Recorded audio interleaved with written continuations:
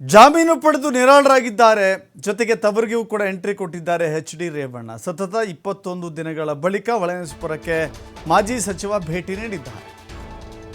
ಹಾಸನ ಜಿಲ್ಲೆ ಹೊಳೆನರಸೀಪುರ ತಾಲೂಕಿನ ಅದೇ ಪಟ್ಟಣದಲ್ಲಿ ಅವರ ಮನೆ ಇದೆ.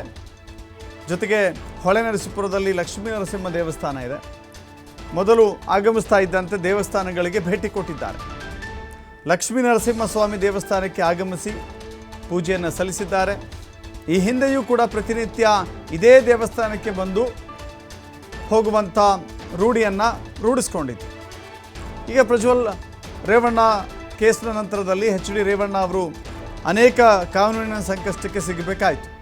ಈಗ ಎರಡೂ ಕೇಸ್ಗಳಲ್ಲಿ, ಒಂದು ಕಿಡ್ನ್ಯಾಪ್ ಪ್ರಕರಣ, ಇನ್ನೊಂದು ಲೈಂಗಿಕ ದೌರ್ಜನ್ಯ ಪ್ರಕರಣ, ಎರಡೂ ಪ್ರಕರಣಗಳಲ್ಲಿ ಜಾಮೀನು ಪಡೆದು ಮೊದಲು ಲಕ್ಷ್ಮೀ ನರಸಿಂಹ ದೇವಸ್ಥಾನ, ನಂತರದಲ್ಲಿ ಅವರ ಹುಟ್ಟೂರು ಹಾರದನಹಳ್ಳಿಯ ದೇವೇಶ್ವರ ದೇವಸ್ಥಾನ, ರಘುಪತಿ ದೇವಸ್ಥಾನಕ್ಕೂ ಭೇಟಿ ಕೊಟ್ಟು ಆಶೀರ್ವಾದವನ್ನು ಪಡೆದಿದ್ದಾರೆ.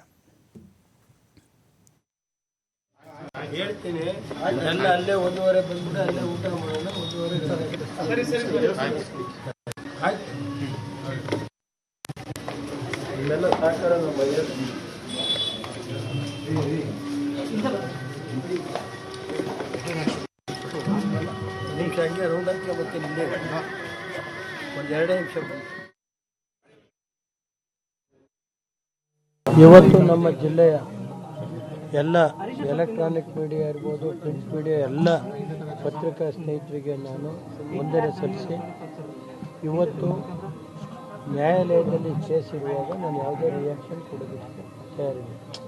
ಏಕೆಂದರೆ ನನ್ನ ನ್ಯಾಯಾಲಯದ ಬಗ್ಗೆ ಗೌರವ ಇದೆ ಮತ್ತು ನಾನು ದೇವ್ರ ಮೇಲೆ ನಂಬಿಕೆ ಇರುವಂಥ ನನಗೆ. ಆದ್ದರಿಂದ ನಾನು ಇವತ್ತಿನ ಸನ್ನಿವೇಶದಲ್ಲಿ ಈ ಕೇಸ್ಗಳ ಬಗ್ಗೆ ಯಾವುದೇ ನಾನು ರಿಯಾಕ್ಟ್ ಮಾಡಲ್ಲ, ಗೊತ್ತಾಯ್ತಾ. ಮತ್ತು ಜಿಲ್ಲೆ ಜನ ನಮ್ಮನ್ನು, ದೇವೇಗೌಡರನ್ನ 60 ವರ್ಷಗಳ ಸತತವಾಗಿ ಈ ಜಿಲ್ಲೆ ಜನ, ಹೊಳೆನರಸೀಪುರ ತಾಲೂಕಿನ ಜನ, ಜಿಲ್ಲೆ ಜನ, ರಾಜ್ಯದ ಜನ ದೇವೇಗೌಡರನ್ನ ಕಳೆದ 60 ವರ್ಷದಿಂದ ರಾಜಕೀಯ ಶಕ್ತಿ ಕೊಟ್ಟಿದೆ. ದೇವೇಗೌಡರಿಗೆ, ಕುಮಾರಣ್ಣರಿಗೆ, ನನಗೆ ಸುಮಾರು 25 ವರ್ಷ ನಾನು ಶಾಸಕನಾಗಿ ಕೆಲಸ ಮಾಡಿದ್ದೀನಿ, ಗೊತ್ತಾಯ್ತಾ ಸರ್. 25 ವರ್ಷ ಶಾಸಕನಾಗೂ ಕೆಲಸ ಮಾಡಿದ್ದೀನಿ. ನಾನು ಈ ಜಿಲ್ಲೆಯ ಮತ್ತು ಹೊಳೆನರಸೀಪುರ ತಾಲೂಕಿನ ನಾನು ಬದುಕಿರೋವರಿಗೆ ನಮ್ಮ ಜನ ಯಾರು ತೃಪ್ತಿಗೆಡಬೇಕಾದಂಥ ಅವಶ್ಯಕತೆ ಇಲ್ಲ. ನಿಮ್ಮ ಜೊತೆ ಇರ್ತೀವಿ, ನಮ್ಮ ಕುಟುಂಬ, ದೇವೇಗೌಡರು, ನಾನು, ಕುಮಾರಣ್ಣ ಎಲ್ಲ ನಿಮ್ಮ ಜೊತೆ ಇರ್ತೀವಿ. ಯಾವುದೇ ಧೃತಿಗೆಡಬೇಕಾದಂಥ ಭ್ರಮೆ ಇಲ್ಲ, ಗೊತ್ತಾಯ್ತಾ. ಅದರಿಂದ ನಮ್ಮ ಜಿಲ್ಲೆ ಜನ ಇವತ್ತುವರೆಗೆ ನನಗೇನು ಸಹಕಾರ ಕೊಟ್ಟಿದ್ದಾರೆ, ಮುಂದೆನೂ ನಾನು ನಿಮ್ಮ ಜೊತೆ ಆ ಸಹಕಾರಕ್ಕೆ ಋಣಿಯಾಗಿದ್ದೀನಿ ಅಂತ ಹೇಳಿ ನನ್ನ 2 ಮಾತನ್ನು ಬಾಕಿದ ಆಮೇಲೆ ಏನೇ ಇದ್ದರೂ ಇಲ್ಲೇ ಇರ್ತೀನಿ. ಇವತ್ತು ದಕ್ಷಿಣ ವಿಧಾನ ಪರಿಷತ್ತು ಎಲೆಕ್ಷನ್ ಇದೆ, ಅದಕ್ಕೋಸ್ಕರ ನಿನ್ನೆ ದಿವಸ